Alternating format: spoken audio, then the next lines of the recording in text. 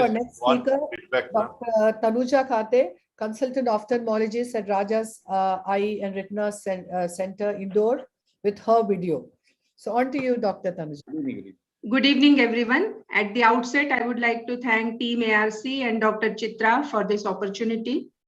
I'm going to present this video on phaco in extended rhexis.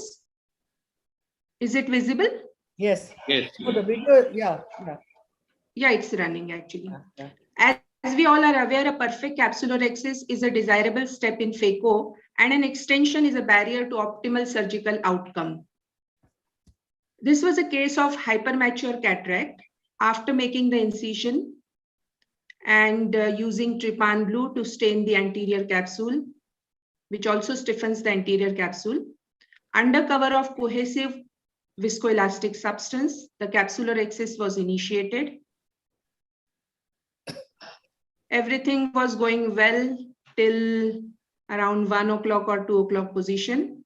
And then despite use of cohesive viscoelastic substance, the rhexis got extended.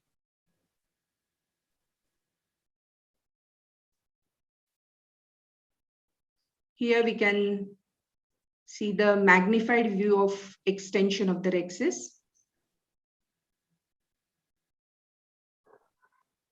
Now, whenever the rhexis gets extended, we can manage it in different ways. One of the ways is to create a flap on the opposite side and redirect the tear and complete the capsulotomy. This is a 3D video clip courtesy Dr. Chaudhary, where we are showing how to manage the extension of rhexis.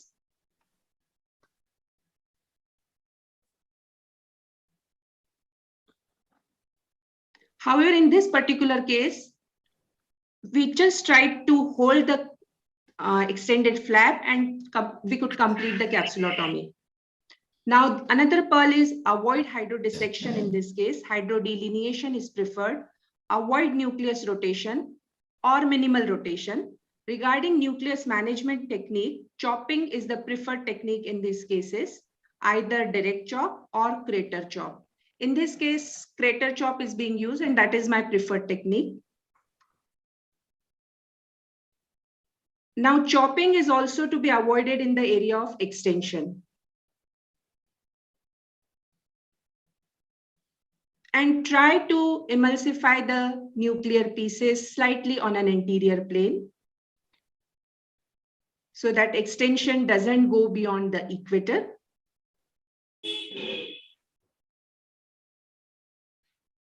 Then AC is to be maintained all the time. Avoid shallowing of the chamber. Cortex adjacent to the extension should be removed the last. And then the last pearl regarding intraocular lens implantation is you have to orient the haptics away from the area of extension.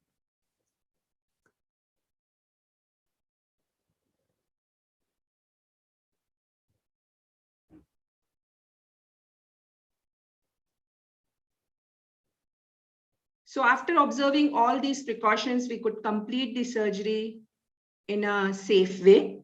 Now, suppose the CCC is extended and phaco is continued without observing these precautions, we can land up in a disastrous complication.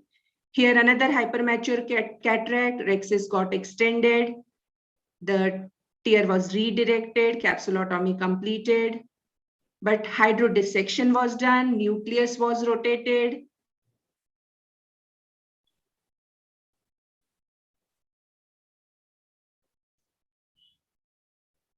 Chopping was done, but it was done in the area of extension. So it just led to the stretch on the capsule. The tear got extended posteriorly beyond the equator, and the dreaded complication of nucleus drop was there. So in a nutshell, in cases of phaco in extended rhexis, what we can do is in hypermature cataract, of course, the use of trypan blue. Then we have to use the high viscosity viscoelastic substance, manage the extension properly. Then during phacoemulsification, avoid hydrodissection, go for hydrodelineation. Don't allow the chamber to shallow. Go for chopping as a preferred nucleus management technique. Avoid chopping in the area of extension. take the cortical matter in the area of extension the last, and whenever you are implanting the intraocular lens, keep your haptics away from the area of extension. Thank you so much. Thanks, thanks a lot, Tanuja. All wonderful messages. Dr. Mohan, Dr. Manipal, anybody has anything to add? Yeah. She has said it all in her video. Yes, Anaga? Yeah. Can I add something? Yes, Dr. Mohan. Yes, sir. Sir, yeah, after you, Yes, after you. President, the talk first. No problem. Anaga can talk. Anaga always gets a preference. So just one small, excellent videos, ma'am. Just one small thing. If we go in through the side port with a very well inflated and a very deep anterior chamber, then probably the chances of the rexus moving out are less. And in between, probably if you have completed a few, few clock hours, and if you feel that the AC is shallowing, you can refill with hyaluronate and actually flatten the anterior capsule, decompress a bit, and then go ahead. Maybe that could help in preventing the rexus from going to the periphery. And always like either a two-step, or you can initially make a small one and then continue with a spiral one once you're confident and the the must of the cortex has been about removed and it's injecting the decompressed. viscoelastic on the I think- periphery and not on the center. So Yes. that is also important. No, I think exactly what I wanted to say, Anaga has told. Yeah. If you notice both the cases, what Tanuja showed is that when she comes sub-incisionally, she's losing the rexus. Yeah. The reason why, because you have a tendency to come out with your rexus forceps and depress the posterior lip. When you depress the posterior lip, whatever viscoelastic is there will come out. The AC will shallow. Yeah. The biggest enemy for an escaping rexus is a shallow anterior chamber. So at that point, you have to stop and then inject visco and viscote, not visco. Viscote is the best way to go. Yes. Not cohesive. It is a dispersive viscoelastic, and then probably use a microrexus forceps or something. Or the ideal thing is to go through the side port and do like what Anaga said. Yeah. And another thing is when you showed the first case, the rexus tear was on the left side. So what I would do is I will bring the entire phacoemulsification onto my right and this side, because I don't want anything to go on the left side. If you go on the left side, then there is a possibility of the rexus going to the posterior capsule.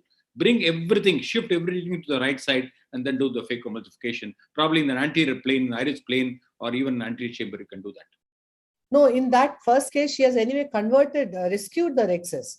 The rexus extension has happened only in the second case where she shows. Like what No, can first go case down. also it No, happened. no, in Extended first case rexus. also, It went in to the first case First case periphery. it happened. But it Extended went to rexus. the She only thing is, converted it. yeah, it went to the periphery. Yeah, it went to the periphery. Yeah, then she Banaji. brought it up. I've been using Banaji capsulorhexis forceps that works very well, goes through the side port and does the job pretty beautifully. Yes. So I think that you can try instead of using a normal Uttratra forceps. It's very good. Okay. Thanks a lot. Thanks, Tanuja. That was nice teaching Lovely, you. lovely. Thank you so much. Thank